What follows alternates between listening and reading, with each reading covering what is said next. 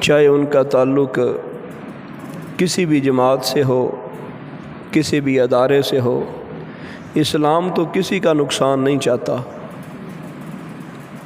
اور نہ ہی اسلام کسی قسم کے فتنہ، فساد، دنگا اجازت نہیں دیتا۔ لیکن اسلام یہ تو کہتا ہے کہ سب سے بڑا جو ڈر ہے وہ اللہ کی ذات کا ہونا چاہیے، اور ہمارا قانون بھی یہی کہتا ہے۔ ہمارے قانون میں بھی جو حاکمیت اعلیٰ ہے وہ اللہ رب العزت کی ذات ہے۔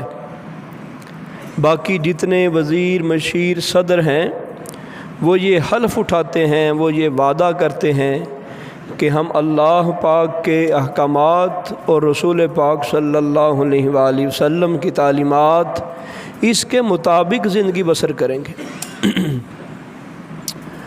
تو اس لیے ہر لحاظ سے ہی ہم اللہ رب العزت کی بارگاہ میں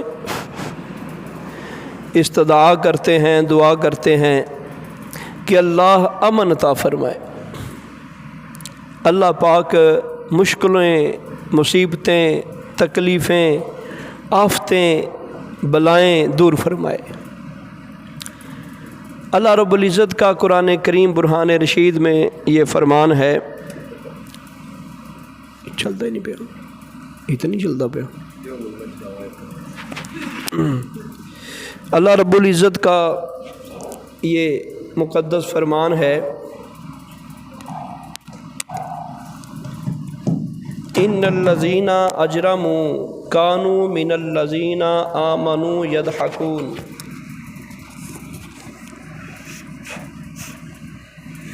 ان الذین اجرموا کانوا من الذین آمنوا یضحکون۔ بے شک مجرم لوگ ایمان والوں پر ہنستے ہیں۔ ان الذین اجرموا کانوا من الذین آمنوا یضحکون، جو مجرم لوگ ہیں وہ ایمان والوں پر ہنستے ہیں۔ اور امام بغوی فرماتے ہیں یہ جو ہنستے ہیں یہ کون ہیں؟ فرمایا انا کفینک المستہزئین، بے شک ان ہنسنے والوں کے مقابلہ میں ہم تمہیں کافی ہیں۔ جو ہنستے ہیں، جو مسلمانوں پر آوازیں کستے ہیں، اللہ نے فرمایا مسلمانوں پر آواز کسنے والے کئی ہوں گے، ایمان والوں کی ایمانی غیرت کو ختم کرنے والے، مذاق اڑانے والے یہ ہوں گے، لیکن اللہ ان کو کافی ہوگا، یعنی اللہ ان کو عذاب بھی دے گا، سزا بھی دے گا۔ جو ایمان والوں پر، جو دین کا کام کرتے ہیں، دین کی بات کرتے ہیں، دین پہ چلتے ہیں، کوئی مقصد نہیں، اللہ کی ذات کا مقصد ہے، دین مقصد ہے، اسلام مقصد ہے، مذہب مقصد ہے۔ جن لوگوں کے ارادے پختہ ہیں، نیتیں پختہ ہیں، ایمان پختہ ہے، کوئی دنیاوی لالچ نہیں، صرف اللہ کی رضا جن کا مقصود و مطلوب ہے، اللہ فرماتا ہے ان لوگوں پر مجرم لوگ ہنستے ہیں، ان کا مذاق اڑاتے ہیں۔ اور پھر دوسری آیت میں فرمایا انا کفیناک المستہزئین، ہم ہنسنے والوں کو دیکھ لیں گے، ہم کافی ہیں، یعنی اپنے بندوں کو تسلی بھی دے دی۔ اور یہاں ایک فلسفہ بھی بتا دیا کہ یہ شروع سے ہوتا آیا ہے کہ دین والوں کا مذاق لوگ اڑاتے رہے ہیں، دین والوں پر باتیں ہوتی رہی ہیں، اور پھر اللہ نے ان کو تسلی بھی دی، تسی پریشان نہیں ہونا کہ اسی دین دا کم کرنے تے لوگ ساڈی مخالفت کرتے ہیں۔ فرمایا نہیں، تسی پریشان نہیں ہونا، یہ ہمیشہ ہوندا ہی آیا ہے، تسی کی کرنا ہے؟ فرمایا تسی اللہ تعالیٰ دا شکر کرو، صبر کرو، اسی ویکھ لیں گے انہاں نوں، اسی ویکھ لیں گے۔ انا کفیناک المستہزئین، ہم ان کو دیکھ لیں گے، ہم کافی ہیں۔ تو دین کا مذاق جنہوں نے اڑایا اور دین کی مخالفت کی تو ان کے لیے دنیا جہان میں تباہی، ذلت، بربادی۔ سورہ آل عمران میں اللہ رب العزت نے فرمایا ان الذین یکفرون بآیات اللہ، جن لوگوں نے اللہ تعالیٰ کی آیات کا انکار کیا، کفر کیا، وہ کیا کرتے ہیں؟ وَيَقْتُلُونَ النَّبِيِّينَ بِغَيْرِ حق، اس کے پیغمبروں کو ناحق قتل کرتے ہیں۔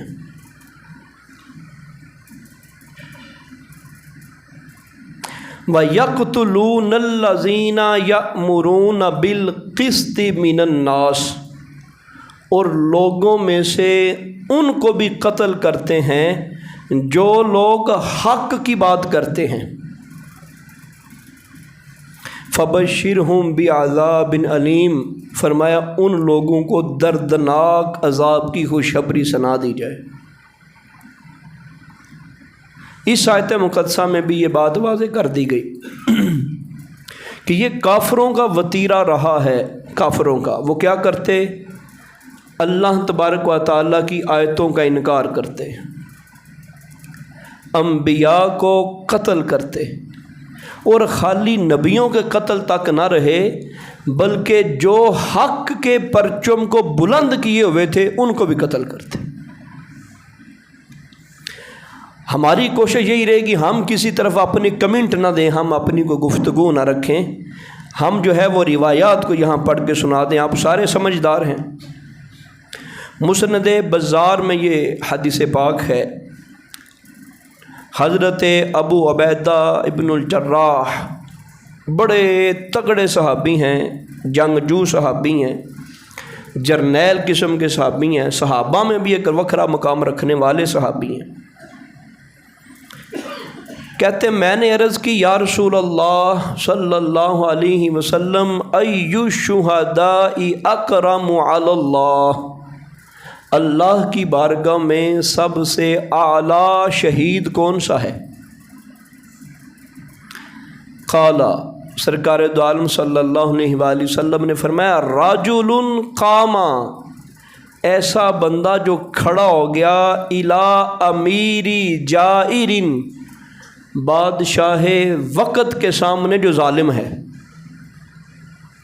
اس کے کسی قانون کے سامنے کھڑا ہو گیا، اس کے سامنے کھڑا ہو گیا، اس کی کسی غلط پالیسی کے سامنے کھڑا ہو گیا، فَأَمَرَهُ بِمَعْرُوفٍ وَنَهَاهُ عَنْ مُنْكِرٍ، اور وہ بندہ جو کھڑا ہوا وہ نیکی کی بات کرے، گناہوں سے بچنے کی بات کرے، فَقَتَلَهُ، تو بادشاہ وقت، حکومت یا حکومت کی بات ماننے والے یا ان کے کرندے اس کو قتل کر دیں۔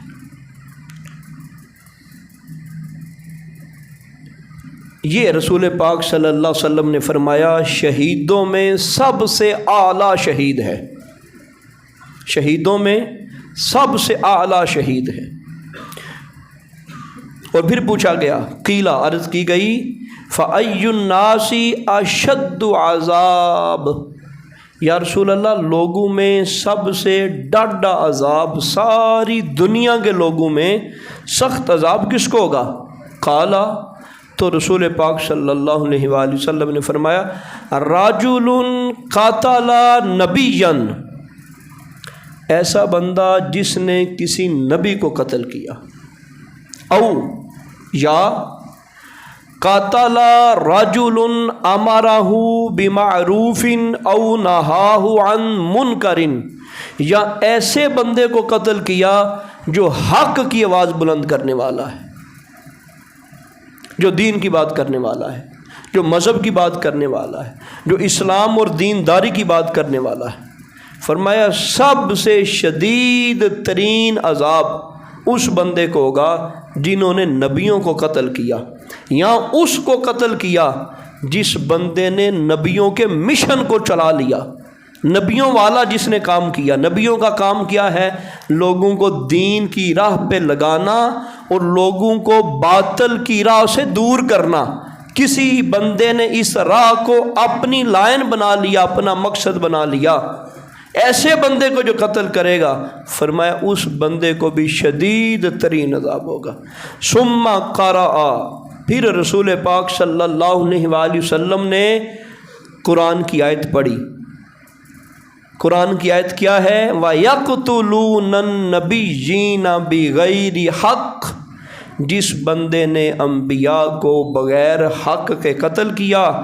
وَيَقْتُلُونَ الَّذِينَ يَأْمُرُونَ بِالْقِسْطِ مِنَ النَّاسِ فَبَشِّرْهُمْ بِعَذَابٍ أَلِيمٍ، اور ایسے بندوں کو قتل کیا جو حق کی بات کرنے والے، فرمایا ان لوگوں کو دردناک عذاب کی خوشخبری سنا دو۔ اللہ کا دردناک عذاب اس بندے کو پہنچے گا جس نے نبیوں کو قتل کیا اور نبیوں کے مشن پہ چلنے والوں کو قتل کیا۔ ثم قال یا ابا عبیدہ، پھر سرکار نے فرمایا اے ابو عبیدہ، قتلت بنو اسرائیل 43 نبیا فی ساعۃ واحدہ، سرکار نے فرمایا بنی اسرائیل کے لوگوں نے ایک گھڑی میں ایک دم 43 نبیوں کو قتل کر دیا۔ 43 43 انبیاء کو 43 نبیوں کو قتل کر دیا۔ فقام 100 رجل وسنا 10 رجلا من عباد، فرمایا کہ بنی اسرائیل میں سے 112 بندے کھڑے ہو گئے۔ بنی اسرائیل کے 112 بندے کھڑے ہو گئے، نبیوں کو قتل کیوں کیا؟ احتجاج کے لیے۔ بنی اسرائیل کے لوگوں نے 43 انبیاء کو ایک دم قتل کر دیا، 112 بندے کھڑے ہو گئے احتجاج کے لیے۔ کیوں قتل کیا؟ فَأَمَرُوا بِالْمَعْرُوفِ وَنَهَوْا عَنِ الْمُنْكَرِ، وہ حق کی بات کرنے کے لیے کھڑے ہوئے اور اپنی قوم کو گناہوں سے بچانے کے لیے کھڑے ہوئے۔ فَقُتِلُوا جَمِيعًا، وہ سارے کے سارے پھر مارے گئے، 112 کے 12 کو بھی قتل کر دیا۔ تو یہ تو سٹوریاں چلتی آئی ہیں، یہ معاملات ہوتے آئے ہیں اور یہ تو ہر دور میں ہوتے آئے ہیں۔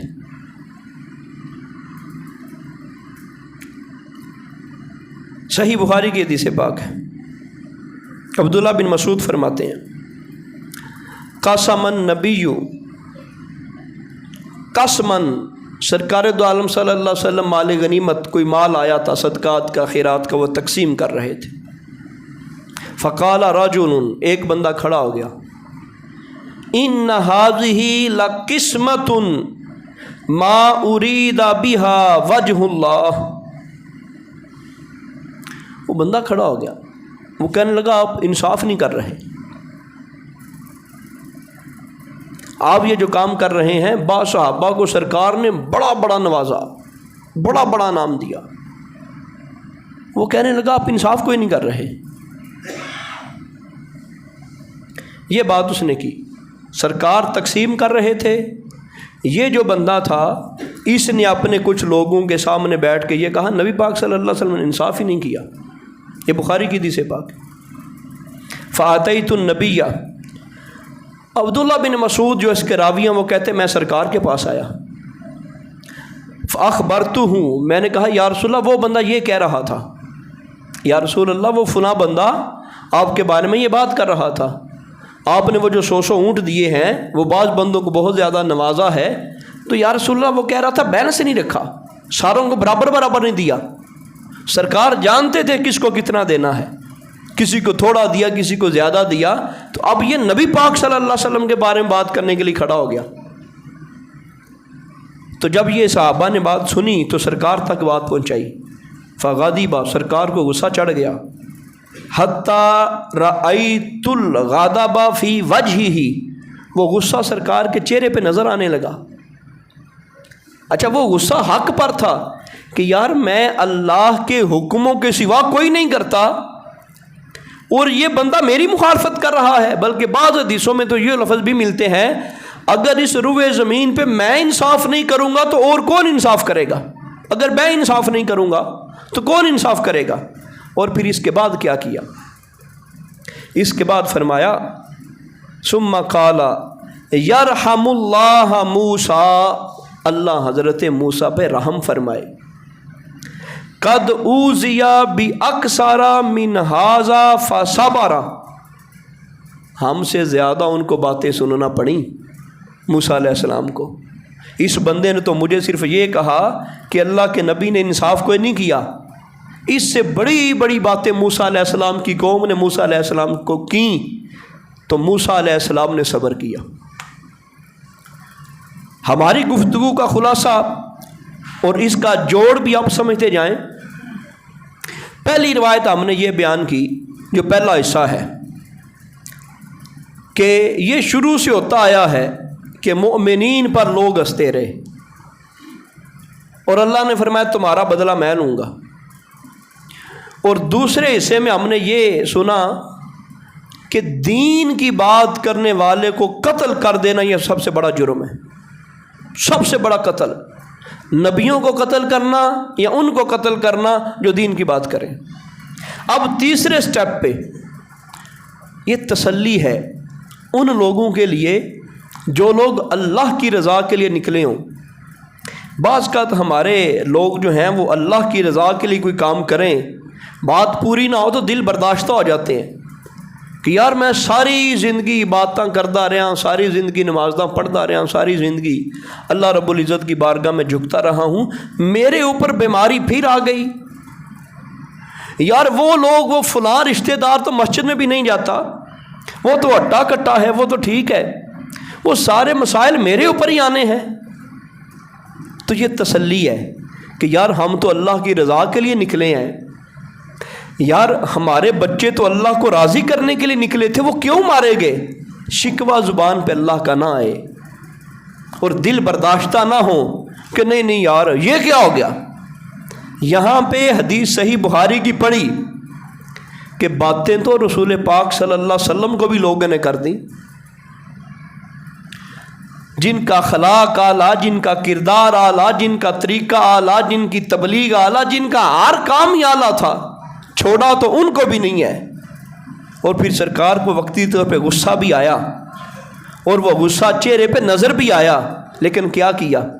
اس بندے کو قتل نہیں کروایا، حالانکہ اس بندے کو چاہتے تو قتل کروا سکتے تھے، قتل نہیں کروایا، اس سے بدلہ لے سکتے تھے اور غصے کا اظہار کر سکتے تھے، لیکن سرکار ٹھہر گئے اور سرکار نے فرمایا ہم وہی کام کرتے ہیں جو حضرت موسیٰ علیہ السلام نے کیا تھا۔ حضرت موسیٰ علیہ السلام کو ہم سے بڑی بڑی اذیتیں دی گئی، لیکن انہوں نے بھی صبر کیا اور ہم بھی صبر کرتے ہیں۔ تو جو لوگ کسی نیک مقصد کے لیے نکلیں اور وہاں پہ وہ مارے جائیں، تو والدین کو یا ان کے بقیہ لوگوں کو یہ نہیں کہنا چاہیے کہ ہم اسلام سے پیچھے ہو جائیں، ہم دین سے پیچھے ہو جائیں، ہم مذہب سے پیچھے ہو جائیں۔ کیوں؟ ہم تو اللہ کی رضا کے لیے نکلے تھے۔ تو آپ اللہ کی رضا کے لیے نکلے تھے کہ آپ کا یہ ارادہ ہے کہ وہاں کوئی آپ کو پھولوں کے ہار پکڑ کے ویلکم کر رہا ہو؟ اللہ کی راہ پہ نکلیں گے تو کانٹے چبھیں گے، اللہ کی راہ پہ نکلیں گے تو لاشیں بکھریں گی، اللہ کی راہ پہ نکلیں گے تو مارے جائیں گے۔ حدیث صحیح آپ نے سنی، 43 انبیاء کو ایک وقت میں شہید کر دیا گیا، 43 نبیوں کو، اور ان نبیوں کے حق میں بولنے والے، احتجاج کرنے والے 112 بندے کو اسی وقت قتل کر دیا گیا۔ تو بندہ جب دین کے اوپر چلتا ہے پھر معاملے ہوتے ہیں۔ بلکہ یہ قرآن کا چھوٹا سا خلاصہ آپ کے سامنے بیان کر دوں۔ صحابہ سرکار کے پاس آ گئے، یا رسول اللہ مہربانی فرمائیں، اب تو مکے والوں نے حد کر دی ہے۔ یہ قرآن کی تفسیر آپ کے سامنے پڑھ رہا ہوں، پھر قرآن کی آیت کا ترجمہ بھی آپ کو سناتا ہوں۔ جب حد ہو گئی نا، صحابہ پہ حد ہو گئی، مکے والوں نے ظلم کر کر کے اخیر کر دی، سیدھے انہوں نے تیر مارنے شروع کر دیے، بچے ذبح کرنے شروع کر دیے، عورتوں کو قتل کرنا شروع کر دیے، پتھروں پہ لٹانا شروع کر دیا، اور بڑی بڑی قید اور صعوبت میں ڈالنا شروع کر دیا۔ وہ صحابہ پریشان ہو کے آ گئے، یا رسول اللہ اب اللہ کی بارگاہ میں دعا کریں کہ اب ہمارے پاس اخیر ہوگی، اب تو یا رسول اللہ دعا فرمائیں۔ اب تو ہم وہ جملے بھی نہیں بول سکتے، یا رسول اللہ بڑا ظلم ہو گیا، اللہ کی بارگاہ میں دعا کریں کہ اب یہ سلسلہ ختم ہو جائے۔ سرکار کے کیا آگے سے جملے تھے، بلکہ اللہ نے قرآن نازل فرمایا، فرمایا محبوب ان کو بتائیں ابھی تو ان پہ وہ وقت نہیں آیا کہ ان کو درمیان میں رکھ کے آروں سے چیر دیا جائے. یہ ابھی بس کرنے کی بات کر رہے ہیں. مومنین جو اللہ کی راہ میں چلنے والے ہیں ان پہ تو ایسا وقت بھی آیا کہ ان کو آرے کے درمیان سے چیر دیا گیا. آرا رکھا, ان کے سر پر 2 ٹکڑے کر دیے گئے اور زندہ کو آگوں کے اندر جلا دیا گیا. فرمایا محبوب ان صحابہ کو تسلی دیں, یہ اب بھی پریشان ہو رہے ہیں, یہ اب کہہ رہے ہیں کہ بس ہو جائے. فرمایا ابھی تو ان پہ وہ وقت نہیں آیا, ابھی ان پہ وہ وقت نہیں آیا.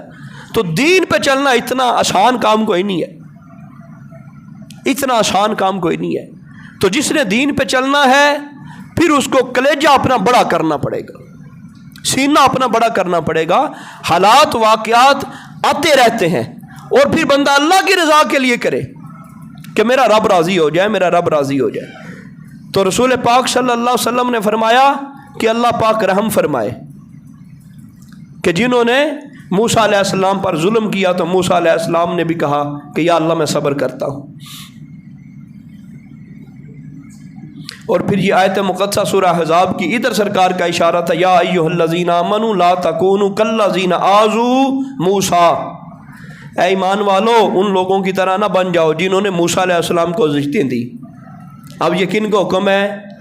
مسلمانوں کو حکم ہے. یا ایھا الذین آمنوا, اے ایمان والو, اے ایمان والو, ان جیسے نہ ہو جانا جنہوں نے نبیوں کو اذیت دی, موسیٰ علیہ السلام کو اذیت دی. فَبَرَّأَهُ اللَّهُ مِمَّا قَالُوا, اور جو باتیں موسیٰ علیہ السلام کے متعلق کہتے تھے اللہ نے بری کر دیا. وَكَانَ عِندَ اللَّهِ وَجِيهًا, وہ تو اللہ کے نزدیک بڑے مقام رکھنے والے ہیں. جب لوگوں نے انبیاء کو نہیں چھوڑا تو عام بندے کی عزت کیا ہو سکتی ہے؟ بخاری کی ایک اور حدیث پاک سماعت فرمائیں. حضرت عبداللہ بن مسعود کہتے ہیں کأنی انظر الی النبی, گویا کہ میں اب بھی ایک نبی کو دیکھ رہا ہوں. سرکار کے پردہ فرما جانے کے بعد انہوں نے کہا گویا کہ میں اب بھی اس نبی کو دیکھ رہا ہوں. یحکی نبی من الانبیاء, جو اللہ کے نبیوں میں سے ایک عظیم نبی ہیں. ضربہ قومہ فأدموہ, کہ جن کی قوم نے ان کو لہو لہان کر دیا اور ان کے چہرے سے خون نکل رہا ہے اور وہ اپنے خون کو پونجھ رہے ہیں. فَهُوَ يَمْسَحُ الدَّمُ عَنْ وَجْهِهِ وَيَقُولُ رَبِّ اغْفِرْ لِقَوْمِي فَإِنَّهُمْ لَا يَعْلَمُونَ. اس کے باوجود وہ کہہ رہے ہیں یا اللہ میری قوم مجھے نہیں سمجھتی, یا اللہ ان کو معاف کر دے. ہر پہلو کو مد نظر رکھنا ہر بندے کے معیار پہ, ہر بندے کے معاملے پہ یہ ضروری ہے, ہر پہلو کو. اور جہاں جہاں رسول پاک صلی اللہ علیہ وسلم کی شریعت اور سنت سامنے آئے گی تو اس میں سے ہمیں موتی چننا پڑیں گے. جب رسول پاک صلی اللہ علیہ وآلہ وسلم کہہ رہے ہیں کہ میری قوم نے, اور یہ سرکار کی طرف اشارہ ہے, کیا کیا قوم نے؟ سرکار دو عالم صلی اللہ علیہ وسلم کی یہ حالت کی کہ نبی پاک صلی اللہ علیہ وسلم کا مبارک چہرہ لہو لہان ہے, اور اس کے باوجود سرکار خون صاف کر رہے ہیں اور کہہ رہے ہیں یا اللہ کہ میری قوم کی بخشش فرما, مجھے جانتی نہیں. یہ صبر ہے, اس کے اندر تسلی ہے. جو بندہ یہ سمجھتا ہے کہ میں حق کی آواز بلند کروں اور مجھے تکلیف نہ پہنچے, وہ یہ بات ذہن سے نکال دے. حق کی بات اس نے کرنی ہے تو بات بننی ہی بننی ہے. وہ اقبال نے کیا خوبصورت کہا, یہ شہادت گہ الفت میں قدم رکھنا. لوگ آسان سمجھتے ہیں مسلمان ہونا, وہ کہتے ہیں یہ تو شہادت کے اندر قدم رکھنے کے مترادف ہے, مسلمان ہونا اتنا آسان نہیں ہے. بندہ سمجھے کہ بالکل یہ آسان ہو گیا, بس کلمہ پڑھ لیا اب ساری زندگی وہ جو مرضی آئے وہ کروں. ورنہ نہ, یہ تو بڑا اوکھا کام ہے, مسلمان ہونا ہی بڑا اوکھا کام ہے, اور پھر اسلام پہ چلنا اوکھا کام ہے, پھر اسلام کی باتوں پر عمل کرنا یہ اتنا آسان کوئی نہیں ہے. تو رسول پاک صلی اللہ علیہ وسلم کی اپنی صورتحال وہ آپ کے سامنے بیان کرتے.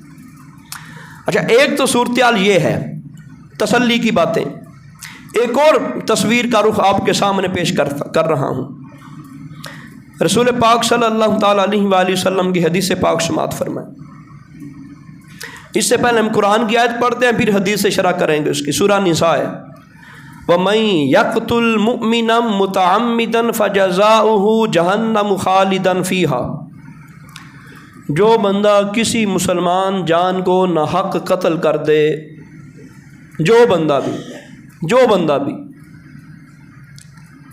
کسی مسلمان کو ناحق قتل کر دے، فرمایا فجزاؤہ، اس کی جزا جہنم ہے، خالدن ہمیشہ رہے گا، فیہا اس میں، وغضب اللہ علیہ اور اللہ کا غضب نازل ہوگا، ولعنہ اس پہ اس کی اللہ کی لعنت ہوگی، وأعد لہ اللہ نے تیار کیا ہے عذابا عظیما، بڑا عذاب اس بندے کے لیے۔ یہ قرآن ہے، سورہ نساء ہے اور آیت نمبر 93 ہے۔ اس کے ساتھ حدیث پاک سنیں، یہ حدیث صحیح ہے۔ سرکار نے ارشاد فرمایا لو ان اہل السماء والارض اشترکوا فی دم مؤمن، اگر سارے زمین والے، سارے آسمان والے ایک بندے کے قتل میں شامل ہو جائیں۔ عمومی طور پہ پتہ کیا ہوتا ہے، وہ جو سرکار دو عالم صلی اللہ علیہ وسلم کے لیے پلاننگ بنائی گئی تھی، نعوذ باللہ، سارے کفار مکہ نے کہا کہ ہم سارے قبیلے کے لوگ مل کے سرکار کو جو ہیں وہ نعوذ باللہ شہید کر دیتے ہیں، ہم ساروں سے بدلہ کون لے گا؟ ہم ساروں سے بدلہ کوئی نہیں لے گا، ساری قبیلے، صادر برادری ساریاں مل جائیں۔ اب اسی تناظر میں اس کو سمجھیں، لو ان اہل السماء والارض اشترکوا فی دم مؤمن، کسی مومن کے قتل میں سارے زمین والے، سارے آسمان والے شامل ہو جائیں، لَأَكَبَّهُمُ اللَّهُ فِي النَّارِ، فرمایا اللہ ساروں کو الٹا منہ کر کے جہنم کے اندر ڈال دے گا۔ صحیح حدیث میں فرمایا۔ ایک اور حدیث سنیں، یہ ترمذی میں ہے، ابن ماجہ میں ہے، لَزَوَالُ الدُّنْيَا أَهْوَنُ عَلَى اللَّهِ مِنْ قَتْلٍ رَجُلٍ مُسْلِمٍ، اللہ کے نزدیک ایک مسلمان کو قتل کرنا پوری دنیا کی تباہی سے بڑھ کے ہے۔ ایک مسلمان کو قتل کرنا پوری دنیا کی تباہی سے بڑھ کے ہے۔ ایک اور حدیث پاک سنیں، اور یہ تو چونکا دینے والی حدیث پاک ہے،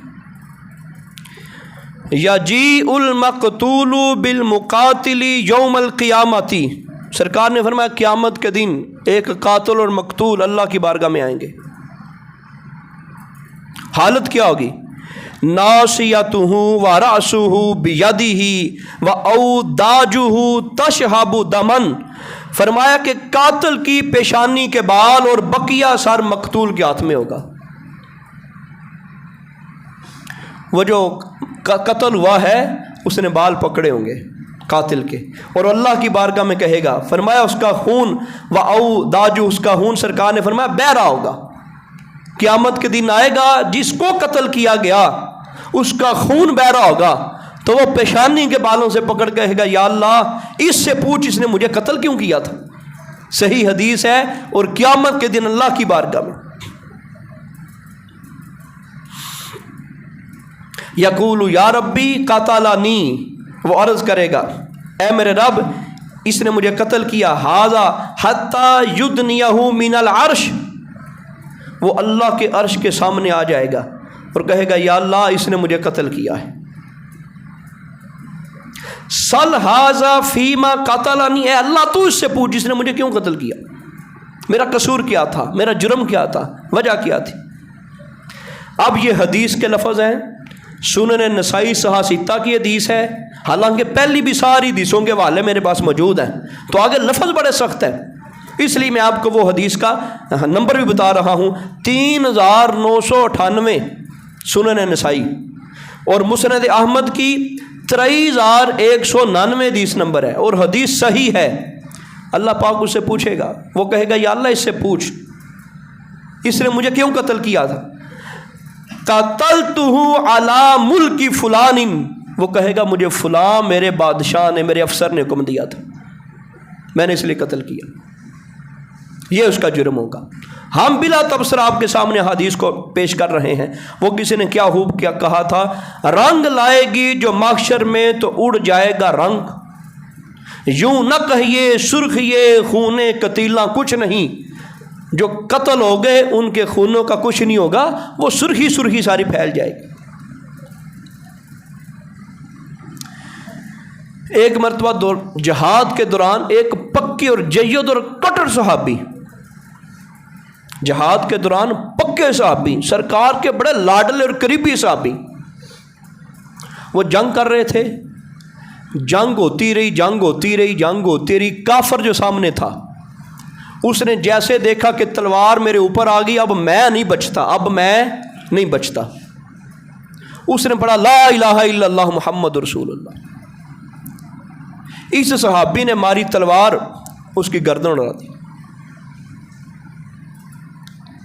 اب یہ آئے سب نبی پاک صلی اللہ علیہ وسلم کے پاس، سرکار کو واقعے کی خبر پہنچی، سرکار بڑا افسوس کرنے لگے، انتہائی ڈاڈھے لفظوں میں سرکار نے افسوس کیا، اور سرکار کے جو جملے تھے وہ جملے سنیے کیسے ڈاڈھے تھے۔ فَكَيْفَ تَصْنَعُ بِلَا إِلَٰهَ إِلَّا اللَّهُ، اس وقت تم اپنا دفاع کیسے کرو گے؟ سرکار اپنے صحابی کو کہہ رہے ہیں، وہ بندہ کون ہے؟ اس کی چال دیکھیے گا، وہ کافر ہے، پکا کافر ہے، کافروں کی جماعت میں ہے، کافروں کے ساتھ جنگ ہو رہی ہے، نبی پاک صلی اللہ علیہ وسلم کو نعوذ باللہ شہید کرنے والے لوگوں کے ساتھ آیا ہوا ہے، اور صحابہ کو قتل کر رہا ہے۔ قتل کرتے کرتے ایک صحابی سے جنگ ہوئی، ایک صحابی کی وہ آڑ میں آ گیا، وہ تلوار مارنے لگے، وہ جیسے مرنے لگا اس نے کلمہ پڑھا۔ اس صحابی کو یہ لگا یہ تو موت کے ڈر سے کلمہ پڑھ رہا ہے، یہ آیا کافروں کے ساتھ، یہ رہتا کافروں کے ساتھ، قبیلہ کافروں والا، برادری کافروں والی، سارا وہ کافر ہے، اب یہ تلوار کے ڈر سے کلمہ پڑھ رہا ہے۔ اس طرح قتل کیا اس بندے کو۔ سرکار کے پاس پہنچے، سرکار کہتے کیا کرو گے؟ اپنے صحابی کو کہہ رہے ہیں بتاؤ کیسے دفاع کرو گے قیامت کے دن؟ اور سرکار نے ایک حدیث میں ہے، سرکار فرمایا تو نے اس کا دل چیر کے دیکھ۔ وہ کہنے لگے یا رسول اللہ اس نے تو موت کے ڈر سے کلمہ پڑھا۔ سرکار فرمایا تو نے اس کا دل چیر کے دیکھا؟ اس نے موت کے ڈر سے کلمہ پڑھا۔ اس کے باوجود اللہ کے محبوب نے فرمایا فَكَيْفَ تَصْنَعُ بِلَا إِلَٰهَ إِلَّا اللَّهُ، اللہ کی بارگاہ میں اپنا کیسے دفاع کرو گے جب قیامت کے دن وہ کھڑا ہو جائے گا، کہے گا یا اللہ میں نے کلمہ پڑھ لیا تھا، اس کے باوجود مجھے اس نے قتل کر دیا، اپنا کیسے دفاع کرو گے؟ اِذَا جَاءَتْ يَوْمَ الْقِيَامَةِ، جب وہ قیامت، وہ بار بار صحابی کہنے لگے یا رسول اللہ میرے لیے اللہ کی بارگاہ میں دعا کرے، میرے لیے دعا کرے، اور سرکار نے بڑا افسوس فرمایا تو نے غلطی کی ہے، غلطی کی ہے۔ ہم بلا تبصرہ یہ حدیث آپ کے سامنے رکھ رہے ہیں، اپنی کوئی بات ہم ان کے اوپر نہیں کرتے۔ اچھا اب وہ خلاصہ آخر پہ، اللہ کی راہ میں جو کچھ کرتے ہیں اللہ ان کو بڑا نوازتا ہے، ان کو بھی پریشان نہیں ہونا چاہیے، اللہ بڑا نوازتا ہے، اللہ بڑا مہربان ہے۔ اور یہ حدیث پاک بھی بخاری کی حدیث پاک ہے۔ ایک صحابی ہیں حضرت حارثہ، ان کی ماں سرکار کے پاس آتی ہے، پھر ماں ہوتی ہے، وہ آ کے کہتی یا رسول اللہ میرا بیٹا شہید ہو گیا ہے، اس کو تیر لگا ہے، وہ اللہ کی راہ میں تھا، کسی نے مار دیا ہے، یا رسول اللہ میں ماں ہوں، اگر تو وہ جنت میں پہنچ گیا تو ٹھیک ہے، نہیں کہ مجھے اجازت دے میں کھل کے رہوں، اپنے بیٹے کے مرنے پہ کھل کے رہوں میں، اگر جنت میں پہنچ گیا پھر تو کامیاب ہو گیا، پھر تو مسئلہ ہی کوئی نہیں، لیکن مجھے بتائیں۔ اب یہاں صحابہ کا بھی عقیدہ دیکھیں کیا کمال تھا، صحابہ جانتے تھے کہ اللہ نے نبی پاک کو اتنی طاقت دی ہے، بندہ جنت کے اندر پہنچ گیا ہے کہ نہیں پہنچا، یہ صحابہ کا بھی عقیدہ تھا۔ تو وہ بی بی آئی آ کے کہنے لگی یا رسول اللہ کرم فرمائے۔ سرکار فرمایا اللہ کی ایک جنت نہیں ہے، فرمایا اللہ رب العزت کی بہت ساری جنتیں ہیں، تیرا بیٹا تو فردوس اعلیٰ میں ہے، وہ راضی ہو گئی۔ معلوم ہوا جو اللہ کی راہ میں مارے جائیں اللہ ان کو برکتیں دیتا ہے، اللہ ان کو عزتیں عطا فرماتا ہے۔ اور یہ آخری حدیث پاک، یہ حدیث پاک بھی بخاری شریف کی ہے۔ جنگ بدر جب ہو گئی تو فرمایا لعل اللہ اطلع الی اہل البدر فقال، اللہ تعالیٰ نے اہل بدر کی طرف نظر کی اور فرمایا اعملوا ما شئتم، تم جون سے بھی اعمال مرضی کرو، فقد وجبت لکم الجنہ، اللہ نے تمہارے اوپر جنت لازم کر دی، او فقد غفرت لکم، اللہ نے تمہارے لیے مغفرت کو پکا کر دیا۔ تو جو واقعی اللہ کی راہ میں اور اللہ کی رضا کے لیے جائے اور اللہ کی بارگاہ میں حاضری کے لیے جائے اللہ اس کو معاف کر دیتا ہے، اللہ ان کے درجات بلند فرما دیتا ہے۔ اللہ پاک ہمارے اوپر کرم فرمائے۔ وقت بڑا حساس ہے، وقت بڑا نازک ہے، ہر وقت اللہ کی بارگاہ میں ایمان کی، دین کی، مذہب کی سلامتی مانگتے رہیں اور اللہ تبارک و تعالیٰ سے فتنوں سے پناہ مانگتے رہیں۔ سرکار نے فرمایا آخری وقت آئے گا سیاہ رات سے بھی زیادہ فتنے ہوں گے، پتہ ہی نہیں چلنا، سیاہ رات سے بھی زیادہ فتنے ہوں گے، پتہ ہی نہیں چلنا، تیز بارش سے بھی زیادہ فتنے آئیں گے، پتہ ہی نہیں چلنا۔ تو اللہ رب العزت ہمیں ان فتنوں سے، ہمیں ان معاملات سے بچائے، اور بار بار مالک کی بارگاہ میں دعا کریں کہ اللہ پاک ہمیں پناہ عطا فرمائے۔ میں یہاں مولا علی پاک کا ایک خطبہ آپ کو سنانا چاہتا ہوں، اگر وہ میری نظر میں ابھی آ گیا، بہت چند لائنیں ہیں، تو وہ خطبہ فی زمانہ حضرت علی پاک کا خطبہ ہے۔ آپ نے ایک مقام پہ لوگوں کو وہ خطبہ دیا۔